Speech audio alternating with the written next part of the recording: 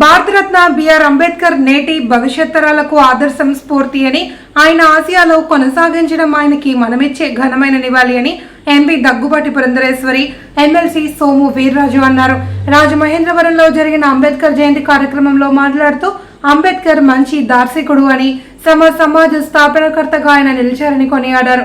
జిల్లా SP D Narasimha Kishore, అదనపు SP Muralikrishna, జిల్లా సాంఘిక సంక్షేమాధికారి MS Shobharani, RDO R Krishnanaik, అదనపు commissioner PV Ramalingeswararao, Mala corporation director Maddamani, BJP జిల్లా అధ్యక్షుడు పిక్కి నాగేంద్ర, మాదిగ కార్పొరేషన్ డైరెక్టర్ వేమగిరి వెంకట్రావు తదితరులు పాల్గొన్నారు.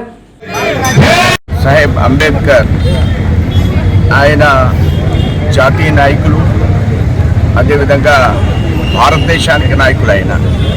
అలానే ప్రపంచ దేశాలు కూడా భారతదేశాన్ని ఏదైతే ప్రపంచ దేశాలకి అగ్రగామి దేశంగా తీర్చిదిద్దాలని మనం కోరుకుంటున్నాము, దానికి అనుగుణంగా రాజ్యాంగాన్ని వారు 1947లోనే వారు రాజ్యాంగాన్ని రచించారు. వారు ఏదైతే రాజ్యాంగాన్ని రచించారో దానికి అనుగుణంగానే వాజ్పేయి గారి పరిపాలన కానీ, ఈవేళ మోడీ గారి యొక్క పరిపాలన కానీ, వారు అడుగుజాడల్లో మోడీ గారు పార్లమెంటుకు వెళుతూ రాజ్యాంగాన్ని, అదేవిధంగా పార్లమెంట్ యొక్క మెట్లుకి వర్ణించినట్లయితే ట్రూ స్పిరిట్ ఆఫ్ బాబా.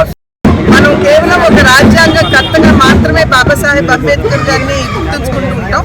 కానీ గొప్ప దార్శనికుడని, సమసమాజ స్థాపనకి వారి జీవితాన్ని అంకితం చేశారని, ఏదైతే వారి ఆలోచన ఉందో సమాజంలో ఉన్నటువంటి వారందరికీ కూడా నిజమైనటువంటి న్యాయం చేయాలి, అందరికీ సమానత్వం తీసుకురావాలి అనేటువంటి సంకల్పం ఏదైతే బాబాసాహెబ్ అంబేద్కర్ గారి మనసులో ఉండేదో దాన్నంతా కూడా రంగరించి వారు మనకి అద్భుతమైనటువంటి రాజ్యాంగాన్ని అందించడం జరిగింది. అటువంటి బాబాసాహెబ్ అంబేద్కర్ గారికి కేవలం ఒక రాజకీయ నాయకుడు కాదు, వారు ఒక రాజనీతిజ్ఞుడు అని కూడా మనం గుర్తించాలి. ఆ సందర్భంలో వారికి నిజమైనటువంటి నివాళి కేవలం ఈ రకంగా పుష్పమాలు వేయటం మాత్రమే కాదు, వారి సంకల్పం, వారి ఆశయం ఏదైతే ఉందో దాన్ని ముందుకు మనం నిజంగా అంకిత భావంతో ముందుకు తీసుకెళ్ళినప్పుడే అది నిజమైన నివాళి అవుతుందని చెప్పి భారతీయులందరూ కూడా గుర్తించవలసినటువంటి అవసరం ఉంది. అయితే బాబాసాహెబ్ అంబేద్కర్ గారి జీవితం ఏదో పూల మీద నడకలాగా ఎప్పుడూ లేదు.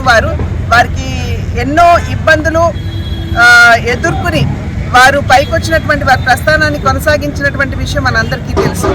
అయితే బాబాసాహెబ్ అంబేద్కర్ గారు కేవలం వారి వ్యక్తిగత జీవితంలో మాత్రమే కాకుండా వారు రాజకీయాల్లోకి వచ్చిన తర్వాత కూడా కాంగ్రెస్ పార్టీ వారిని ఏ విధంగా ఘోరాతి ఘోరంగా అవమానపరిచిందో ఆ విషయాలన్నీ కూడా ప్రజలు ఇప్పుడు నెమ్మదిగా తెలుసుకుంటున్నటువంటి నేపథ్యం.